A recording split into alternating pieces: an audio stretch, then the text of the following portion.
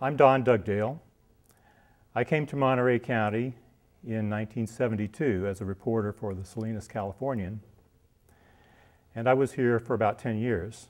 8 years I was a reporter covering the Salinas Valley and the Monterey County government, and the last year and a half I was an editorial writer and editor of the editorial page for the Californian.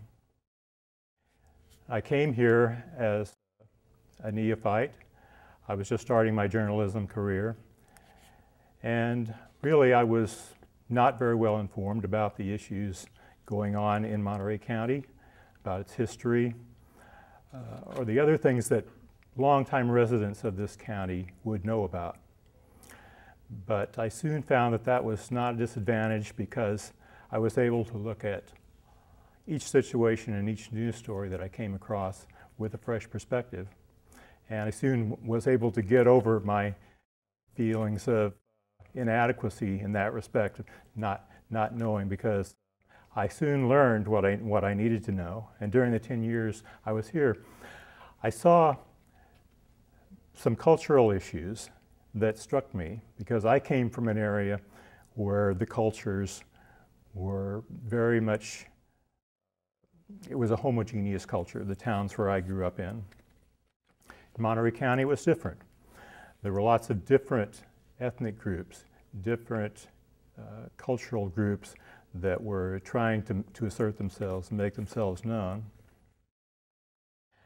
And I think that these simmered below the surface in many cases in the stories I covered. I always thought that the cultural differences in Monterey County could be distilled to the third weekend in July. Why the third weekend in July? What happens then? Salinas has a rodeo, a 4-day rodeo that's the largest rodeo in California. Back in the 70s, it was said to be the largest 4-day rodeo in the world. I don't know if that's still true, may not be, but at any rate, it's still a big one. And it's very important to Salinas Valley culture. A few miles away in Carmel, the same weekend, they have a Bach festival. What could be more different from a rodeo than a Bach festival? And if you're not interested in either of those two things, right in the middle, halfway between, is Laguna Seca Recreation Area. The third week in July, they have the Red Bull motorcycle races. So, if you live in Salinas Valley, you're oriented toward ranching, farming, have your fingers in the soil, you can go to the rodeo. That might be the thing you might most want to do. Carmel, you live in an area that was basically established by writers, artists, intellectuals, people like Lincoln Steffens, Robinson Jeffers, people thinking of progressive issues, and maybe your taste would tend toward Johann Sebastian Bach. If you live in Seaside, Marina, maybe you're a blue-collar worker, maybe you listen to country music. Well, you've got the motorcycle race right in your backyard. So that's the overall cultural picture, a divide between the Salinas Valley and the Monterey Peninsula in cultural attitudes. I want to talk about John Steinbeck, because when I came to Monterey County, it was just 5 years after the death of John Steinbeck, and only 2 years after the last big, contentious,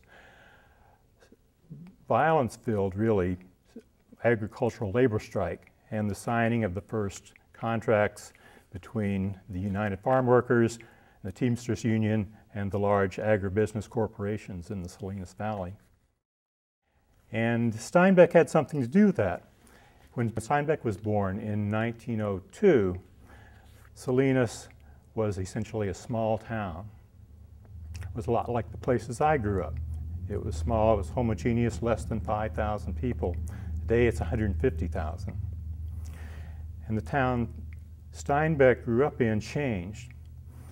What happened was corporate farming took over. And this really started back in the 1800s with the granting of large land grants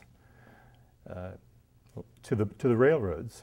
And it started the trend of corporate ownership of the land. When large corporations took control of agribusiness in the Salinas Valley, it created two groups. It created the managers, the growers and the shippers, and the owners of the land on one side, the corporations. On the other side, a large migrating group of farm laborers that was needed to take care of the crops.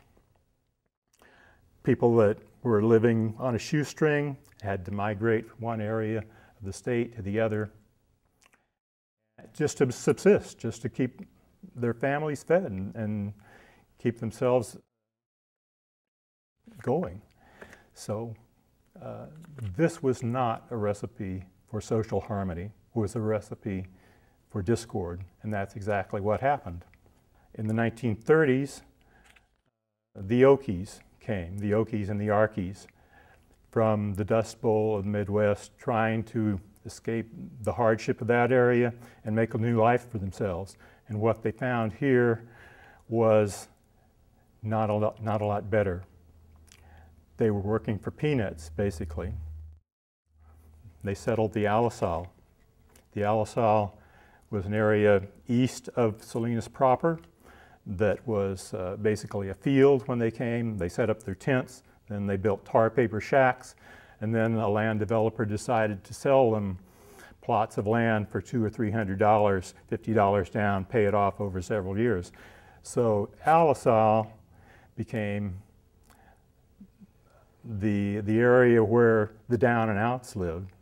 And eventually, after World War II, the Latinos came in and they settled the Alisal and they moved into North Salinas. So you had those areas east and north of Old Salinas, Salinas proper, where the establishment people lived, that were primarily considered by the old-time residents as transients. And that divide still exists today. It's still there. And I found out this firsthand when I first came because naively I rented an apartment which was just outside Old Salinas by the rodeo grounds in North Salinas, and an old-time resident came to me and he said, "Where do you live?" And I said, "Well, I live on Irish Drive near the rodeo grounds." He said, "Oh, you live in North Salinas." And the implication was clear in his voice. I didn't live in the area of town where respectable people tried to live. I lived somewhere outside, and if I wanted to be an established, full-fledged member of the community, I should really move back to Salinas, into Salinas proper, and that's where I live now. That's where I came when I moved back here 4 years ago. So there's this geographical division. Then there's the social and the economic part of that. So let's go back to Steinbeck. In 1936, the farm workers and the shed workers in the Salinas Valley were not yet organized. They were working for peanuts. They were working in degrading, dehumanizing conditions. So they decided they'd form a union. Well, this didn't sit well with the agribusiness community. The agribusiness community organized. They hired vigilantes, basically, armed them with clubs and guns, sent them to the sheds, sent them into the fields, and they broke up that strike. And basically, during that time, if you read the history, law enforcement was suspended in Salinas. There was no law enforcement. The people in charge of the place were the agribusiness people and the vigilantes they hired. Well, John Steinbeck wrote a book about it, wrote a novel about it. It was called Baer Lettuceburg, Lettuceburg being his name for Salinas. You can't read that book because John Steinbeck destroyed it. Why did he destroy it? I don't know. Whether it was for literary reasons or some other reason. Never saw the light of day. But he did write 2 other books, In Dubious Battle and The Grapes of Wrath. Those were set elsewhere in California, but they dealt with exactly the same issues. In Dubious Battle was about a communist labor organizer, and we all know what The Grapes of Wrath was about, the plight of the Okie farm workers who came to California. And clearly, John Steinbeck took the viewpoint of the farm workers in their plight and their struggle to better themselves, and presented the growers and the shippers and the owners in a very unfavorable light. John Steinbeck being a native of Salinas, many of these people who he had grown up with were not very well impressed with what he wrote. They detested Steinbeck for this. They reviled him, and they never welcomed him back into town. So later, Steinbeck decided he'd like to live here, came back in 1945, and he was treated with such a cold shoulder that he couldn't stay. He left and went to New York City, never came back here to live, even though he would have preferred to live here. So John Steinbeck then became a catalyst for bringing these social and economic issues of the grower-shippers versus the farm workers to light, which continued to evolve until 1970, which I referred to as the last big labor strike, where finally the United Farm Workers and the Teamsters were able to organize the workers and get contracts with the major growing corporations, major agribusiness companies in the Salinas Valley. Monterey also saw a number of cultural clashes, cultural divides over the years. It's all started with the takeover of California by the United States after the Mexican War. What happened was there were Californios living here. They were the owners of the land, the people who had gotten the land grants from Spain and Mexico, and their descendants, and people living here at the time. Those were the Californios. And when the United States took over, their claims to the land, their title to the land, was supposed to be adjudicated and verified under the treaty. And so they thought they were getting a good deal, but they didn't, because these issues went to courts that took years and years, sometimes 10, 15, or 20 years, to finally settle the claims to the land.